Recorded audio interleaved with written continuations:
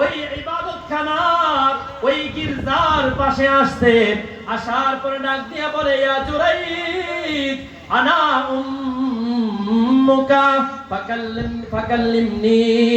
এরে জুরাইজ, আমি তোর মা, আমি তোর ইবাদতখানার পাশে এসে আমি তোকে ডাকতেছি, এ বাবা তুই আমার ডাকের মধ্যে সাড়া দে। ওই বান্দাটা তখন নামাজের মধ্যে ছিল। বাবা গভীর মনোযোগ, খেয়াল করে কথাটা শুনেন। জুরাইজ মায়ের আওয়াজ পাওয়ার পর ডাক দিয়ে আল্লাহরে কয়, আল্লাহুম্মা উম্মি ওয়া সালাতি। আল্লাহ গো, একদিকে আমার মা বাহির থেকে আমারে ডাকতেছে, আরেকদিকে আমি নামাজের মধ্যে আছি। আল্লাহ, আমি কোন দিকে এখন সাড়া দিব? জুরাইজ এবার নামাজের মধ্যে থেকে গেল। সংক্ষিপ্ত করে বলছি, মা তার চলে যায়। দ্বিতীয় দিন আবার আসে, আবার একই রকম ঘটনা, মা মনক্ষুণ্ণ হয়ে চলে যায়। তৃতীয় দিন আবার সন্তান জুরাইজ আসে, আবারও মা মনক্ষুণ্ণ হয়ে চলে যায়। এবার মা আল্লাহর কাছে হাত তুলে বদদুয়া দেয়, আল্লাহুম্মা লা তুমিতহু। আল্লাহ, তুমি আমার এই সন্তানকে ততক্ষণ পর্যন্ত মৃত্যু দিবা না হাত্তা ইয়ানজুরা ইলা বুজুহিল মুমিসাত। কোন বেশ্যা মহিলার চেহারা না দেখাইয়া তুমি আমার সন্তানটাকে মৃত্যু দিবা না। এই মুসলমান বাবা খুব সংক্ষিপ্ত করে বলছি, মেহমান চলে আসছে, গভীর মনোযোগ খেয়াল করে কথাটা শুনেন। কে বদদুয়া দিল? জুরাইজের মা। কি বলল? আল্লাহ, তুমি আমার সন্তান জুরাইজকে বেশ্যা মহিলার চেহারা না দেখাইয়া তাকে মৃত্যু দিও না। আল্লাহর কাছে বদদুয়া কবুল হয়ে গেছে। আল্লাহ মায়ের বদদুয়া কবুল করে নিছে। ওই সময় ওই এলাকার মধ্যে একটা বেশ্যা মহিলা ছিল। তার রূপ সৌন্দর্য ভাষায় বর্ণনা করার মতো না, এতটাই সুন্দরী রূপসী গুণবতী ছিল সেই মহিলা। এই মহিলাটা এলাকার মানুষদেরকে ডাক দিয়া বলল, এর এলাকার মানুষেরা, তোমরা তো নিশ্চয়ই জানো এই যে জুরাইজ আছে, এই জুরাইজ সে কত বড় আল্লাহওয়ালা বুজুর্গ মানুষ, সে অনেক ইবাদত গুজার মানুষ। তোমরা যদি চাও আমি তাকে একটা ফিতনার মধ্যে ফেলতে পারি।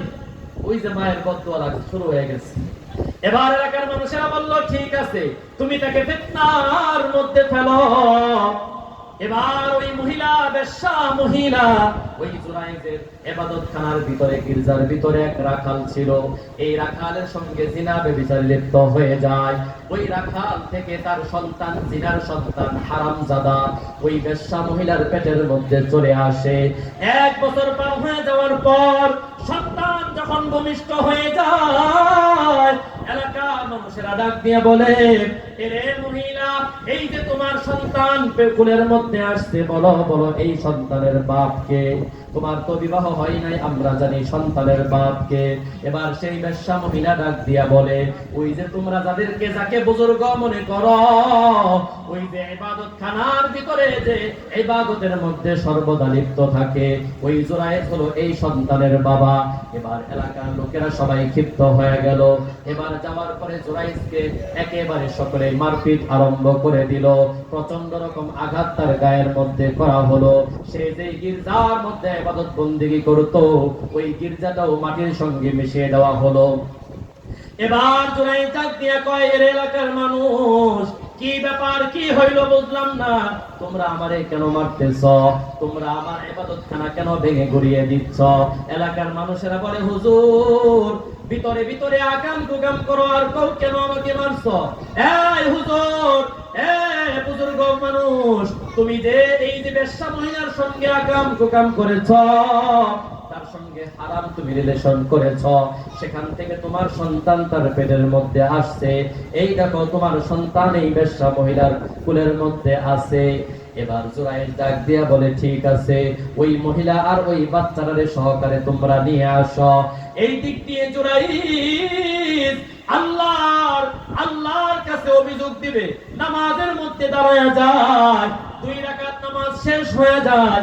এবার যখন সেই বেশ্যা মহিলা তার সন্তানটাকে নিয়ে আসে, সমস্ত নেতৃবৃন্দ, এলাকার মুরল মাতব্বর যারা আছে, সবার সামনে জুরাইজ এবার ওই সন্তানটার পেটের মধ্যে খোঁচা দেয়। সুবহানাল্লাহ, জোরে করে কোন সুবহানাল্লাহ। পেটের মধ্যে একটা খোঁচা মারছে।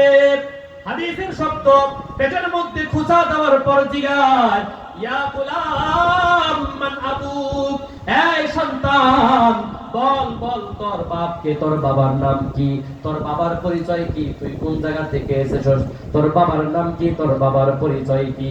এই সন্তান, কুলের সন্তান, সদ্য ভূমিষ্ঠ হওয়া সন্তান সাথে সাথে জবাব দেয়, অমুক রাখাল হলো আমার বাবা, ওই রাখাল আমার মায়ের সঙ্গে জিনা করেছে, ওই জিনার সন্তান আমি।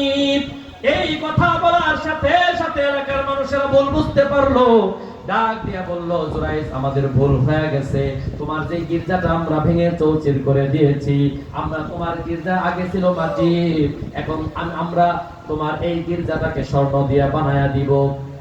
এবার জুরাইজের বুঝতে আর বাকি রইল না, এটা তো অন্য কোনো কিছু না, এটা হলো আমার মায়ের বদদোয়া।